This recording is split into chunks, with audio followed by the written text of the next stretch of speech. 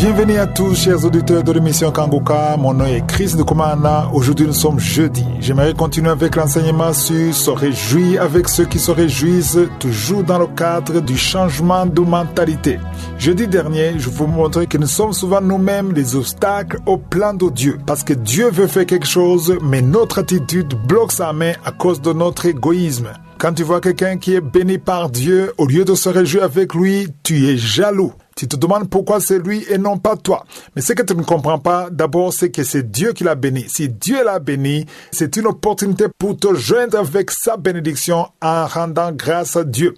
Quand tu es content avec celui qui est béni, tu ouvres une porte pour toi. C'est ça la mentalité qui doit changer. Si quelqu'un reçoit quelque chose de Dieu, une bénédiction, une femme qui voulait un enfant, Dieu l'a béni avec un enfant, alors que toi aussi, ça fait des années que tu attends. Au lieu de te joindre avec cette bénédiction, tu commences à être jalouse. En étant jalouse, tu es en train de fermer la porte à ta propre bénédiction. Si tu vois quelqu'un qui a eu un visa, alors que toi aussi tu voulais un visa, tu es mécontent parce que c'est l'autre et non pas toi. C'est ton égoïsme qui te pousse à être mécontent. Par contre, si tu pouvais te réjouir avec lui, tu te joins à sa bénédiction et tu ouvres une porte pour l'intervention divine. Ça m'a pris beaucoup d'années pour le comprendre. Il y a beaucoup de gens qui se lient eux-mêmes avec la jalousie. Tu n'es pas content, tu es mécontent. Pourtant, la personne ne t'a rien fait.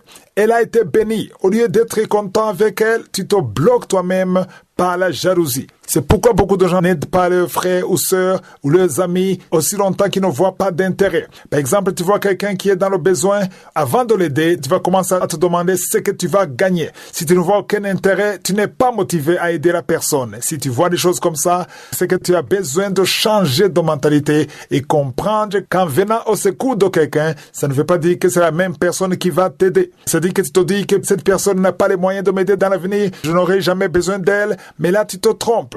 Parce que tu vois des choses extérieurement. Tu ne comprends pas les choses spirituelles ou le monde invisible. Quand tu aides quelqu'un, ce n'est pas forcément cette personne qui va t'aider dans l'avenir. Tu as semé une semence.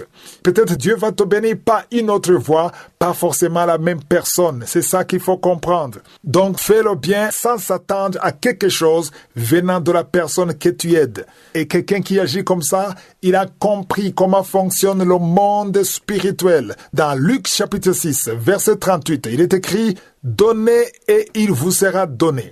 On versera dans votre sein une bonne mesure, serrée, secouée et qui déborde, car on vous mesurera avec la mesure dont vous vous serez servi. » De qui parle-t-on ici quand on dit « on versera » ? C'est la main de Dieu, ce sont les anges de Dieu qui vont intervenir dans ta vie par rapport à ta sémence, par rapport à tes actions. C'est-à-dire, on versera dans votre sein une bonne mesure, serrée, secouée. Pourquoi est-ce que c'est serré, secoué? Parce qu'on mesure. Vous entendez qu'on mesure. Et tu seras mesuré avec la mesure dont tu te seras servi. C'est-à-dire que tu seras assisté selon ton attitude, selon ta générosité, selon ta bonté. Et quand tu es égoïste, quand tu n'aides personne, c'est-à-dire que tu es en train de te lier toi-même. Souvenez-vous de Matthieu 7,12 qui dit que tu devrais faire aux autres ce que tu aimerais qu'eux aussi fassent pour toi. Quand tu aides quelqu'un, quand tu fais du bien, tu peux récolter ça dans 3 ans, dans 5 ans, pas forcément par la même personne, mais parce que tu as sémé, tu as créé une atmosphère qui est favorable aux anges. Et pour agir ainsi, il faut vraiment changer de mentalité. Parce que quand tu fais le bien, même si tu meurs sans récolter le bien que tu as fait, l'enfant que tu as mis au monde pourra en bénéficier. Il y a des hommes et des femmes aujourd'hui qui sont en train de bénéficier, de profiter des bonnes actions faites par leurs parents, même si les parents ne sont pas vivants. Parce que c'est un système que Dieu a créé. C'est le principe de Dieu. Le principe de la sémence et de la récolte fonctionne. Et il faut d'abord comprendre ça, il faut changer de mentalité et faire le bien sans attendre quelque chose de la part de la personne pour laquelle vous faites le bien. Faire le bien, c'est un investissement, c'est quelque chose de profitable et ça glorifie Dieu. Et ça nous ramène à la même conclusion, faites aux autres ce que vous aimeriez qu'ils fassent pour vous.